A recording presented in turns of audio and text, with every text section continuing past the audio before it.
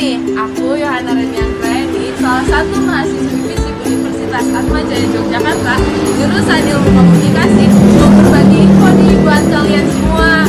Nah, info yang akan aku sampaikan kali ini fokuslah buat kakak-kakak atau mahasiswa yang akan mengikuti skripsi. Tapi jangan salah, buat kalian mahasiswa baru atau mahasiswa semester bawah, kalian juga bisa simak info dari aku. Dan semakin penasaran kan info yang akan aku sampaikan apa? Yuk ikutin terus.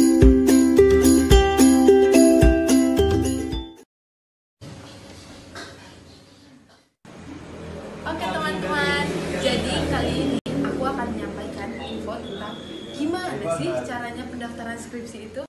Nah, sebelum melakukan skripsi, kalian harus melewati 3 tahap. Di antaranya, tahap pengajuan proposal, tahap seminar skripsi, dan tahap ujian skripsi.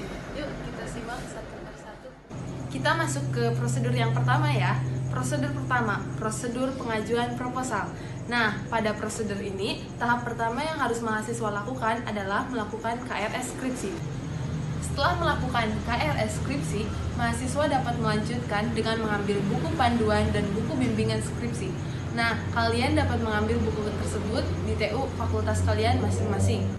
Nah, selanjutnya, mahasiswa dapat langsung menyusun laporan skripsi dengan topik sesuai dengan konsentrasi studinya masing-masing.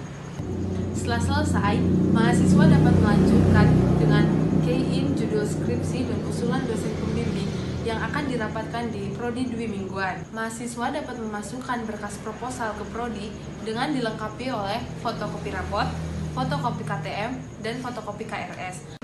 Selain itu, mahasiswa juga harus menyerahkan kopi proposal skripsi kepada dosen pembimbingnya.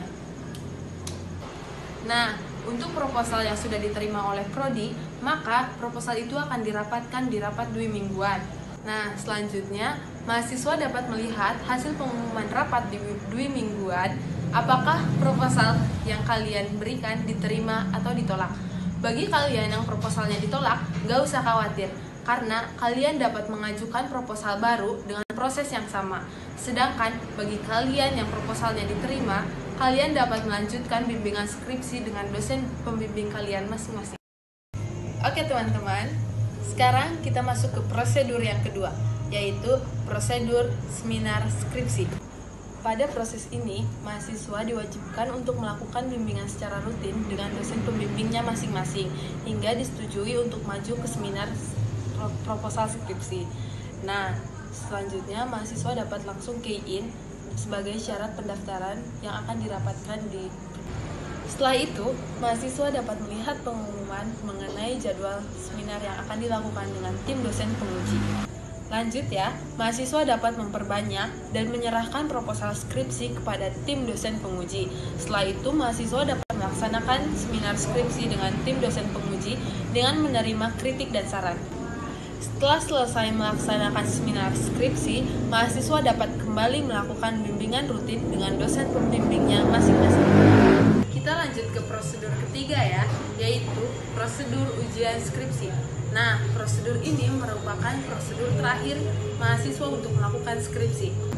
Pada tahapan ini, mahasiswa seperti biasa melakukan bimbingan secara rutin dengan dosen pembimbing hingga disetujui untuk maju melakukan ujian skripsi.